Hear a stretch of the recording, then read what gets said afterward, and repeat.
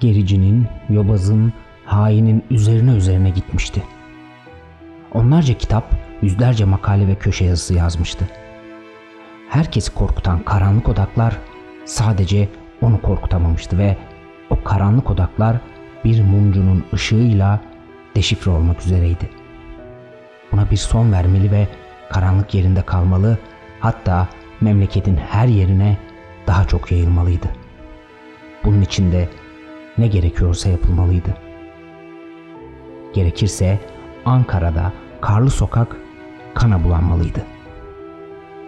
Peki 24 Ocak 1993'te Ankara karlı sokakta ne olmuştu?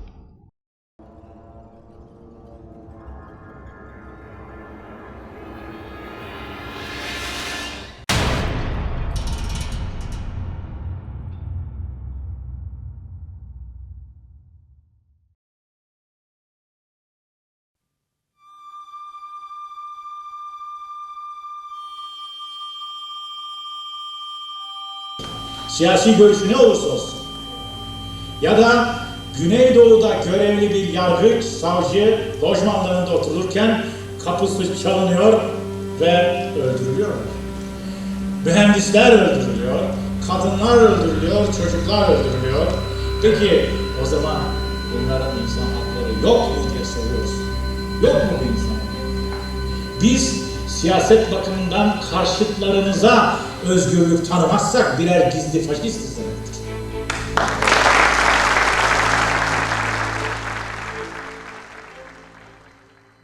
Dört bir yanı düşmanla, içi mihraklarla dolu olan bir ülkede tehlikelere karşı uyanık olmak ve insanları uyarmak devletin ve her vatanseverin görevidir. O da bu görevi yerine getirmeye çalışan bir vatanseverdi. Uğur Mumcu 22 Ağustos 1942 tarihinde Kırşehir'de doğdu. Ankara Üniversitesi Siyasal Bilgiler Fakültesi Gazetecilik ve Halkla İlişkiler bölümünden mezun oldu. Gazetecilik kariyerine Ankara'da başlayan Mumcu, Türk basınında önemli iz bırakan isimlerden biri oldu.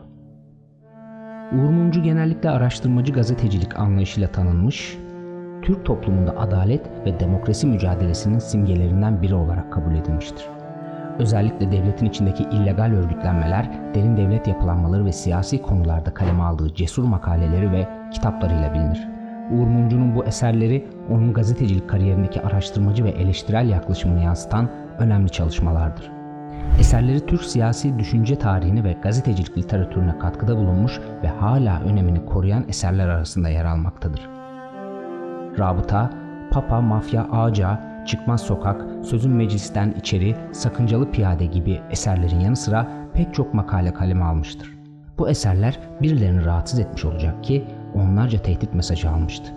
Peki Uğur Mumcu kimleri rahatsız etmişti?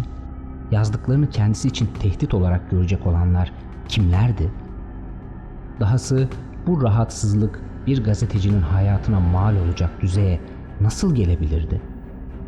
Uğur Mumcu'nun gazetecilik kariyeri boyunca özellikle devlet içindeki illegal örgütlenmeler, derin devlet yapılanmaları ve siyasi konulardaki eleştirel yazıları birçok kesimi rahatsız etmişti. Devlet içerisinde yerleşmiş silah kaçakçıları, terör örgütleriyle bağlantılı emniyet mensupları, milletvekilleri ve daha niceleri. Örneğin Abdullah Çatlı ve onun bazı ülkücülerle yaptığı kaçakçılık işlerini Uğur Mumcu ilk yazdığında kimse tarafından önemsenmedi. Mumcu'nun yıllar öncesinde yazdığı konulardan sadece biriydi bu ve ölümünden 3 yıl sonra Susurluk'ta bir kamyonun altında kalan Mercedes'ten tüm ülkeye saçılmıştı bu gerçekler. Uğur Mumcu'nun yazıları Türkiye'deki derin devlet yapılanmaları, illegal örgütlenmeler ve istihbarat teşkilatları üzerine eleştiriler de içeriyordu. PKK'nın İsrail ve Amerika Birleşik Devletleri istihbaratı ile olan ilişkilerini adam akıllı ortaya koyan ilk kişiydi Uğur Mumcu.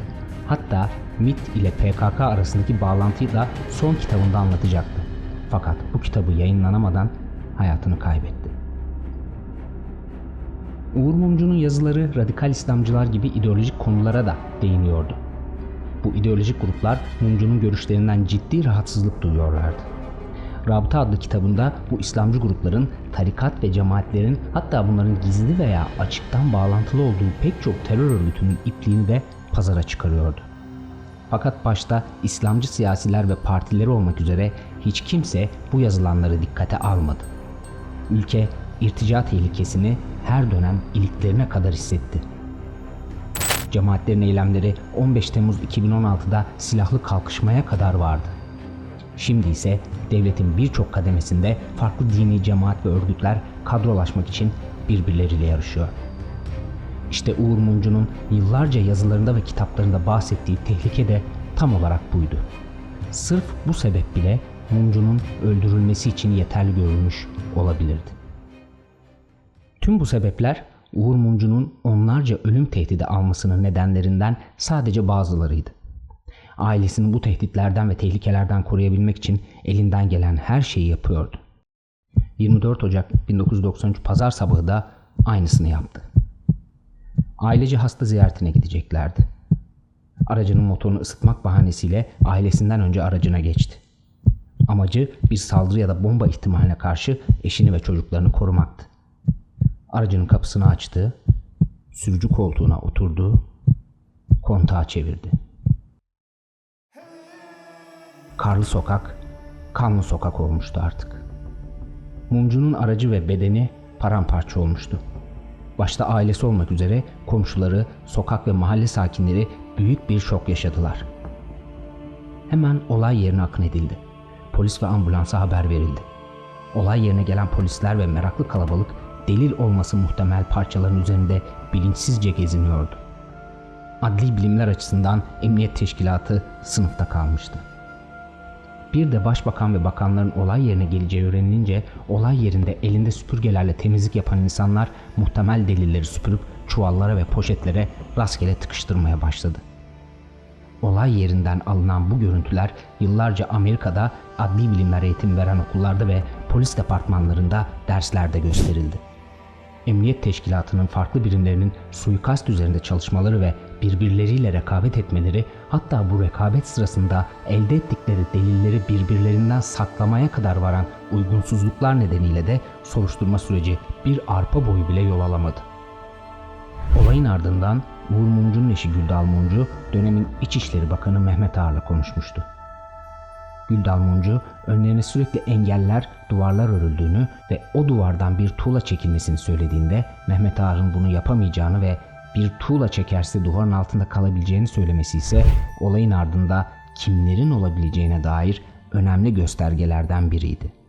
Uğur Mumcu'nun ölümü onun gazetecilik tarzı ve cesur duruşu nedeniyle birçok kesimde derin etkiler yaratmış, ancak suikastın arkasındaki tam sebepler ve sorumlular zaman içinde net bir şekilde belirlenememiştir.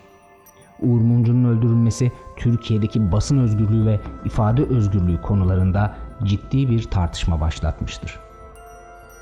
Uğur Mumcu değeri öldükten sonra anlaşılan önemli bir değer olarak tarih sayfalarında yerini aldı.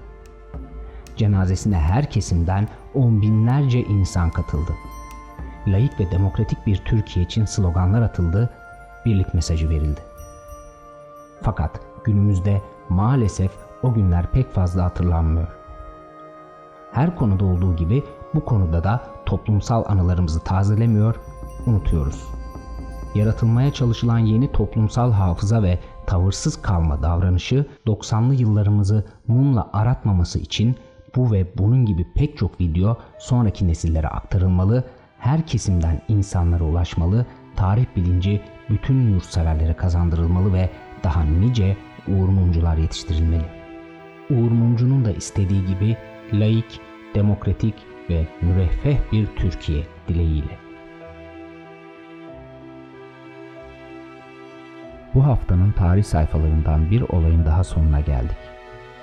Bir sonraki videoda, yeni bir haftada ve yeni bir olayda görüşmek üzere. Kendinize iyi bakın. Hoşça kalın.